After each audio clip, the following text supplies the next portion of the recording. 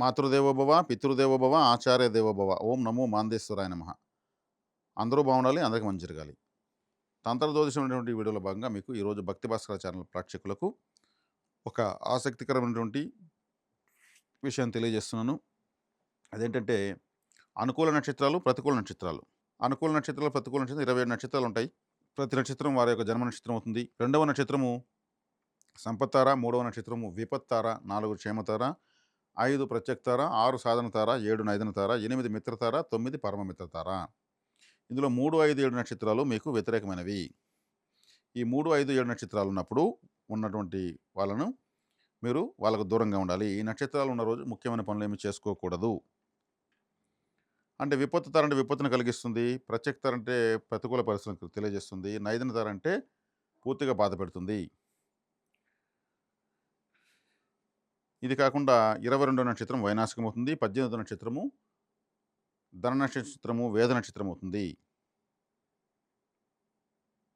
25వ నక్షత్రం కూడా మీకు వ్యతిరేకతను ఇస్తుంది. 16, 17, 18 నక్షత్రాలు పూర్తిగా మీకు వ్యతిరేకంగా ఉంటాయి. 12వ నక్షత్రం కూడా మీకు వ్యతిరేకమే. 14వ నక్షత్రం కూడా మీకు వ్యతిరేకమే. కాబట్టి ఈ నక్షత్రాలు 1 నుంచి 27 వరకు ఇప్పుడు నేను చెప్పిన ఈ నక్షత్రాలు మీకు పూర్తిగా ప్రతికూలతనిస్తాయి.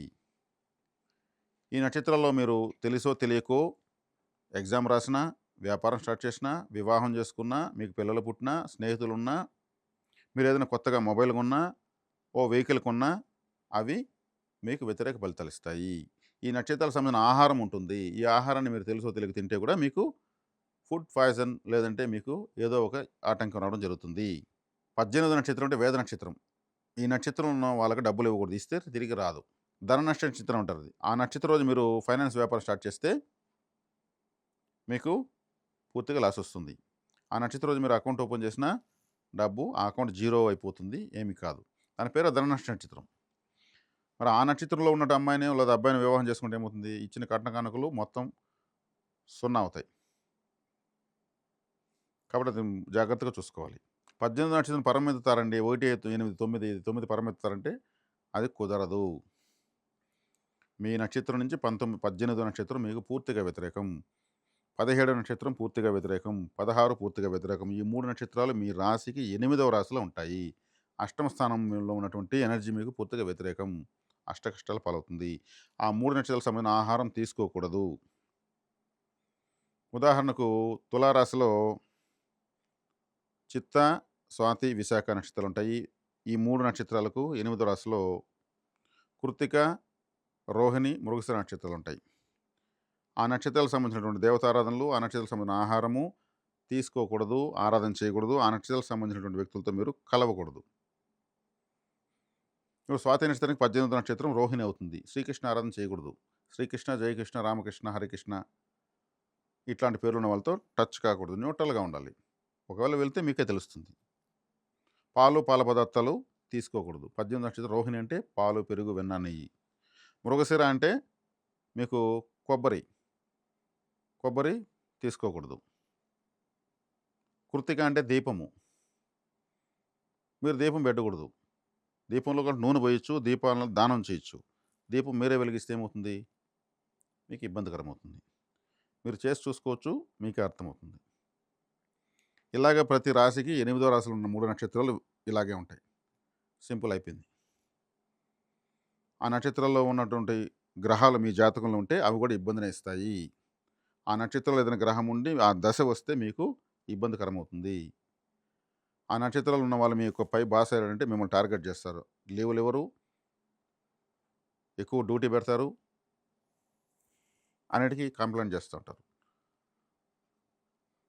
కాబట్టి ఈ 3, 5, 7 అదేవిధంగా 22, 18, 16, 17 ఇవన్నీ కూడా మీకు 25 ఇవన్నీ కూడా మీకు ఇబ్బందికరం.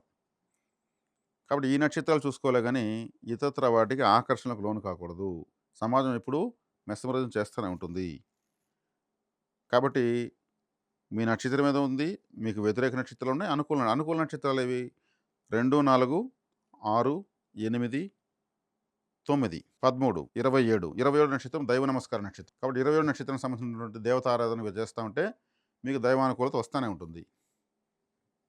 రెండవ నక్షత్రం సంబంధించినటువంటి దేవత ఆరాధన చేస్తుంటే డబ్బులు వస్తూ ఉంటుంది.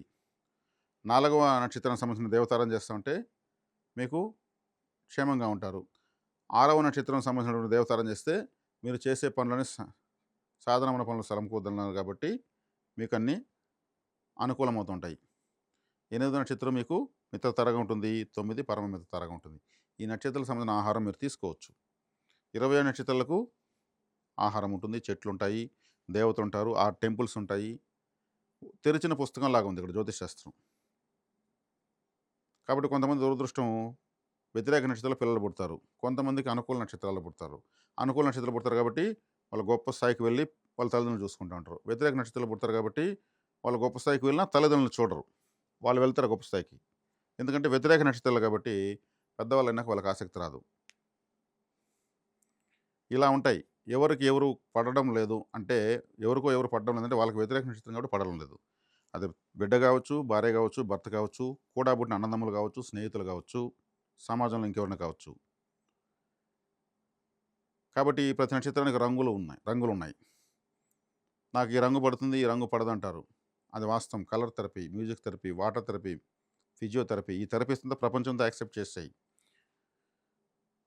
కాబట్టి అంకెలు ప్రభావితం చేస్తుంటాయి. ఒక మనిషి పైన ఎన్ని విషయాలు ప్రభావితం చేస్తాయంటే అది ఈ తంత్ర జ్యోతిష విధానంలో మీకు సమగ్రంగా తెలియజేయడం జరుగుతుంది.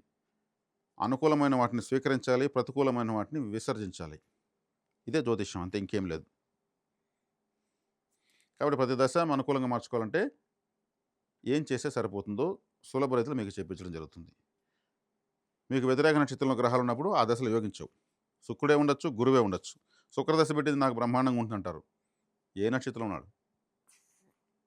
వైనాశ నక్షత్రం ఉంటే ఏం చేస్తారు? నాశనం చేసేస్తాడు. ధీమా, నాకు శుక్రమ దశ అంటే లాటరీలు కొడతాయి ప్రతిరోజు? అటంతా ఏం లేదు. శుక్రదశ వల్ల సర్వనాశనం వల్ల ఉన్నారు. శని మహర్దశ వల్ల కుబేరులైన వాళ్ళు ఉన్నారు. రాహుదశ వల్ల కుబేరులైనారు. ఎక్స్పోర్ట్ ఇంపోర్ట్ బిజినెస్ అంతా రాహువే. శాటిలైట్స్ రాహువే, రైల్వే రాహువే, ఎయిర్లైన్స్ రాహువే. మరి రాహు అంటే చెడు గ్రహం అంటారు. కలియుగానికి అధిపతే రాహు. ఇది తెలియజేసింది తంత్ర జ్యోతిష్యం. అందరూ గురువుని పట్టుకుంటారు, శుక్రుని పట్టుకుంటారు. రాహుని అనుకూలంగా మారిస్తే ఇంక మీ జీవితం కరతల మలకం, రెడ్ కార్పెట్ లైఫ్ అంతా. అది ఎలా? రాహు అవయోగ అయితే కుదరదు. రాహు బాగున్నది చూసుకోవాలి. కాబట్టి మీకు అనుకూల నక్షత్రాలు, వ్యతిరేక నక్షత్రాలు, అనుకూల గ్రహాలు, వ్యతిరేక గ్రహాలు, అనుకూల దశలు, వ్యతిరేక దశలు, ఇట్లా మైనస్ ప్లస్ మైనస్ ప్లస్ అన్నట్టు మీ జీవితంలో ఉంటాయి. ఈ మైనస్ని మనం మైనసే చేయాలి, ప్లస్ని ఇంకా అభివృద్ధి చేసుకోవాలి. ఇదే జీవితము. ఇలా మీరు అనుసరించుకోగలిగితే అత్యద్భుతంగా మీ జీవితం మీ చేతిలో ఉంటుంది. కాబట్టి ఏ ఆలయంలో మీకు పర్మిషన్ ఉంది అనేది చూసుకోవాలి. పర్మిషన్ లేని ఆలయానికి వెళ్ళి కొబ్బరికాయలు, అర్చనలు, ఆరాధనలు, సీరియల్ సెట్లు తగిలిస్తే మీకేం ఫలితం రాదు. ఇక్కడ పర్మిషన్ లేదు. అది ఎలా ఉందా లేదా తెలుసుకోవాలంటే జ్యోతిష్యంలో మీకు ప్రతి గ్రహానికి, ప్రతి స్థానానికి ఒక ఆలయాల లిస్ట్ వస్తుంది. ఆ లిస్ట్ మీకు ఇచ్చేస్తాం. ఆలయాలు ఎక్కడుందో కూడా చెప్పేస్తాం. ఎప్పుడు వెళ్ళాలో చెప్తాం. పనులు ఆపుకొని కూడా మీరు పోవాల్సిన అవసరం లేదు. సంవత్సరంలో కనీసం 2 సార్లు వెళ్ళి రాగలిగితే చాలు. మీ యొక్క జాతకము అత్యంత శక్తివంతంగా మీరే మార్చుకోవచ్చు. ఈ వీడియో మీకు చాలా బాగా నచ్చిందని నాకు అనిపిస్తూ ఉంది.